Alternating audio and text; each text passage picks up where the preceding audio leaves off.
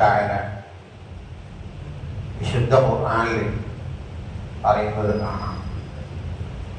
وَإِذَا سَأَلَكَ عِبَادِي عَنِّي فَإِنِّي قَرِيبٌ أُجِيبُ دَعْوَةَ الدَّاعِ إِذَا دَعَانِ فَلْيَسْتَجِيبُوا لِي وَلْيُؤْمِنُوا بِي لَعَلَّهُمْ يَرْشُدُونَ صدق الله العلي العظيم.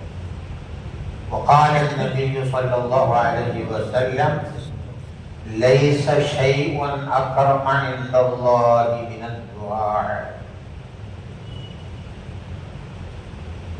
ഈ ആയത്തിലൂടെ അള്ളാഹു നമ്മെ പഠിപ്പിക്കുന്നത് പ്രാർത്ഥനയുടെ പ്രാധാന്യമാണ്. നമ്മൾ ഇന്ന് വളരെ പുണ്യമുള്ള 3 നിസ്കാരം നിർവഹിച്ചു. ആദ്യമായി ബാങ്ക് കൊടുക്കുന്നതിന് മുമ്പ് തഹജ്ജുദ് നിസ്കരിച്ചു. വിശുദ്ധ ഖുർആൻ പരിശോധിച്ചാൽ സുന്നത്ത് നിസ്കാരങ്ങളുടെ കൂട്ടത്തിൽ ഇത്ര പ്രാധാന്യം നൽകിയ ഒരു സുന്നത്ത് നിസ്കാരം വേറെയില്ല. 9 സ്ഥലങ്ങളിൽ തഹജ്ജുദിന്റെ മഹത്വങ്ങൾ പറഞ്ഞതായി കാണാം. വേറെ നിസ്കാരങ്ങളെ കുറിച്ച് അങ്ങനെ വ്യക്തമായി പറഞ്ഞത് കാണില്ല. സൂചനകളൊക്കെ ഉണ്ട്. ഫജ്രി വലയാലി നശ്റിൽ നിസ്കാരത്തിനെ പറ്റി പറഞ്ഞിട്ടുണ്ട്. അതുപോലെ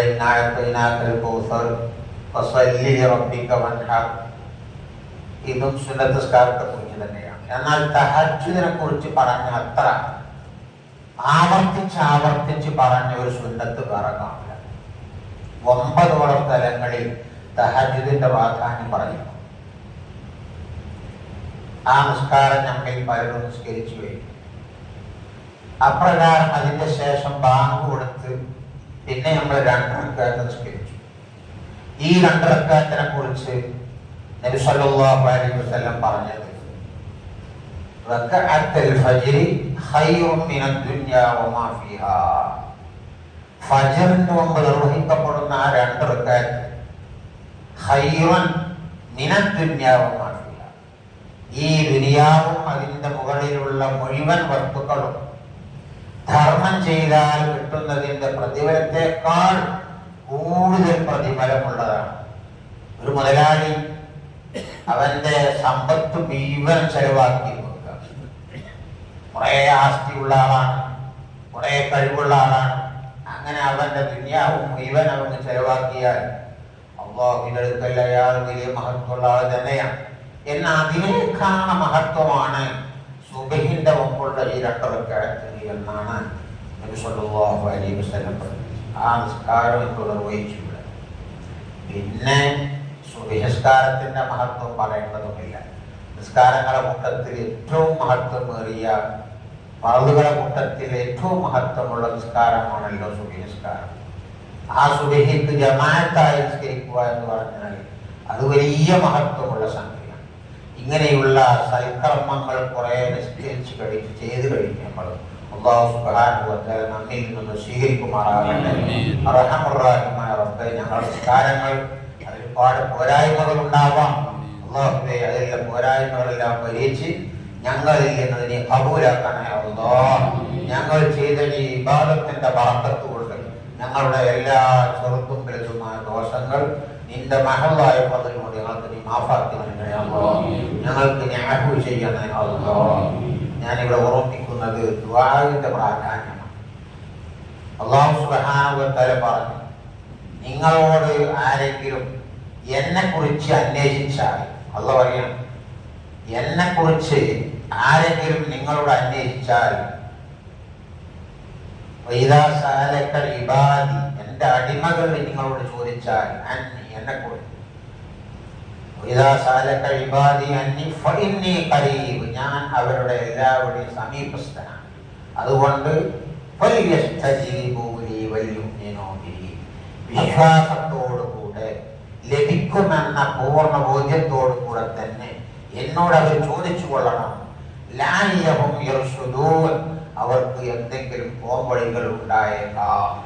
അല്ലാഹു തആല പറയുന്നതാണ്, നമുക്കൊക്കെ പലയാതി പ്രശ്നങ്ങളുണ്ടാവും.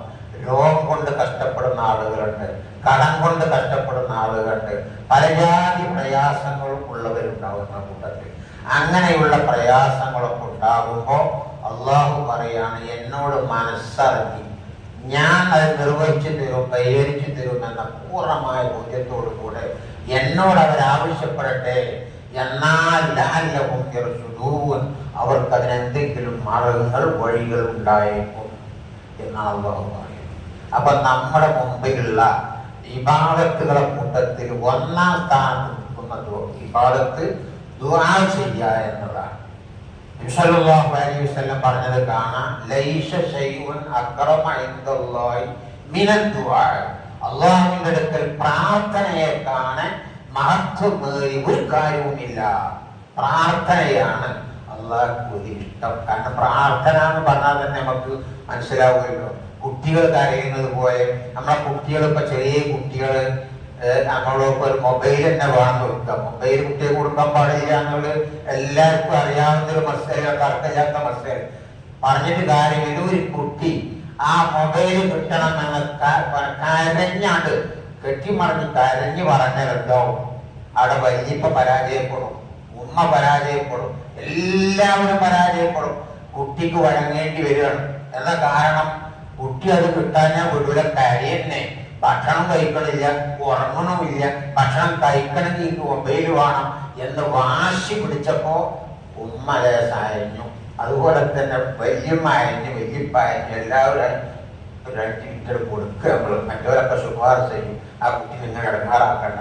അതെന്താണ്? ആ കുട്ടിയുടെ വിനയത്തോടു കൂടിയുള്ള അഭ്യർത്ഥന, വിനയത്തോടുള്ള കരച്ചിൽ, അത് ഫലം കൊണ്ടു എന്നാണ് അതിന് മനസ്സിലാണത്. ഇതേ രീതിയിലുള്ള അല്ലാഹുവിന്റെ മുമ്പിലുള്ള വിനയത്തോടു കൂടെയുള്ള മനസ്സറിഞ്ഞുള്ള പ്രാർത്ഥന തഹജ്ജുദിന്റെ ശേഷവും സുന്നത്ത് നിസ്കാരത്തിന്റെ ശേഷവും ഫർള് നിസ്കാരത്തിന്റെ ശേഷവും അല്ലാഹുവിന്റെ മുമ്പിൽ കൈയുയർത്തി അങ്ങ് പറഞ്ഞാൽ എല്ലാ വിഷയങ്ങൾക്കും മാർഗങ്ങൾ ഉണ്ടാവും, വഴികൾ ഉണ്ടാവും എന്നാണ് അല്ലാഹു പറയുന്നത്. അത്ര നല്ലൊരു മരുന്ന് നമ്മുടെ ജീവിതത്തിൽ ഇല്ല എന്നാണ് റസൂലുള്ളാഹി സ്വല്ലല്ലാഹു അലൈഹി വസല്ലം പറഞ്ഞത്.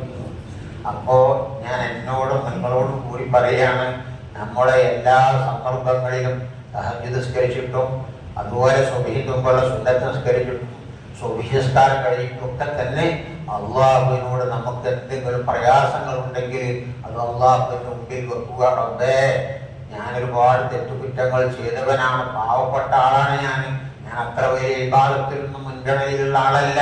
അലി ഇബ്നു അബീ ത്വാലിബ് റളിയല്ലാഹു അൻഹു നിസ്കരിച്ചതുപോലെയുള്ള, അല്ലെങ്കിൽ അബൂബക്കർ സിദ്ദീഖ് റളിയല്ലാഹു അൻഹു നിസ്കരിച്ചതുപോലെയുള്ള നിസ്കാരങ്ങളൊന്നുമല്ല ഞാൻ നിർവഹിച്ചത്. ഞാനന്ന് കാട്ടിക്കൂട്ടിന്നേ ഉള്ളൂ.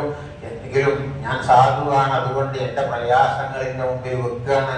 നീ എന്റെ നിസ്കാരം സ്വീകരിക്കണേ, എന്റെ ആവശ്യങ്ങൾ പരിഹരിക്കണേ എന്ന് അല്ലാഹുവിന്റെ മുമ്പിൽ സങ്കടപ്പെട്ട് കണ്ണുനീർ ഒലിപ്പിച്ച് പറഞ്ഞാൽ അതിന് പരിഹാരം ഉണ്ടാകും എന്നാണ് ഖുർആനോ ഹദീസ് നമ്മൾ പഠിപ്പിക്കുന്നത്.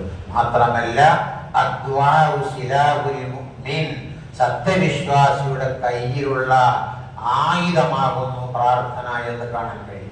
അപ്പൊ അതുകൊണ്ട് എന്ത് വിഷയങ്ങളുണ്ടെങ്കിലും അല്ലാഹുവിന്റെ മുമ്പിൽ വെക്കാൻ നമ്മൾ മറക്കരുത്.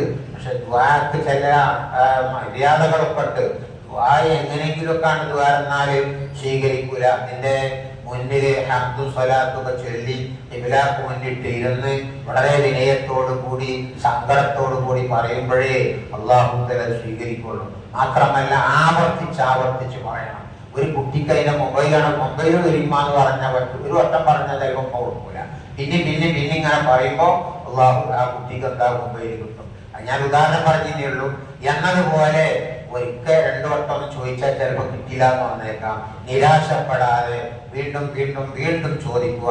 ഞാൻ പലവട്ടം ചോദിച്ചല്ലോ, ഇതുവരെ കിട്ടിയിട്ടില്ലല്ലോ എന്ന നിരാശ ഉണ്ടാകാൻ പാടില്ല. നിരാശയില്ലാതെ പ്രതീക്ഷയോടുകൂടെ അല്ലാഹു മുമ്പിൽ കൈവർത്തിയാൽ അല്ലാഹു സുബ്ഹാനഹു വ തആല നമുക്ക് എല്ലാ കാര്യത്തിലും ഫത്ഹ് നൽകും, വിജയം നൽകും. അല്ലാഹു സുബ്ഹാനഹു വ തആല നമ്മെ കബൂൽ ചെയ്യുമാറാകട്ടെ.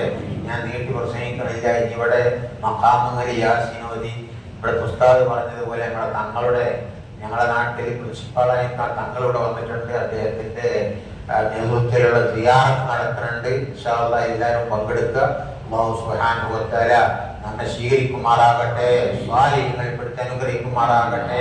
നമ്മുടെ ഇൽമിലും നമ്മുടെ പ്രവർത്തനങ്ങളിലും നമ്മുടെ എല്ലാ ഏർപ്പാടുകളിലും അല്ലാഹു റബ്ബുൽ ഇസ്സത്ത് അഭിവൃദ്ധിയും പുരോഗതി നൽകട്ടെ. പഠിച്ചതനുസരിച്ച് പ്രവർത്തിക്കാനും അമൽ ചെയ്യാനും അല്ലാഹു നമുക്ക് തൗഫീഖ് ചെയ്യുമാറാകട്ടെ. റഹ്മാനുർ റഹീമായ റബ്ബേ, സാധുക്കളായ ഞങ്ങൾക്ക് നീ മഗ്ഫിറത്ത് നൽകണേ അല്ലാഹ്, റഹ്മത്ത് നൽകണേ അല്ലാഹ്.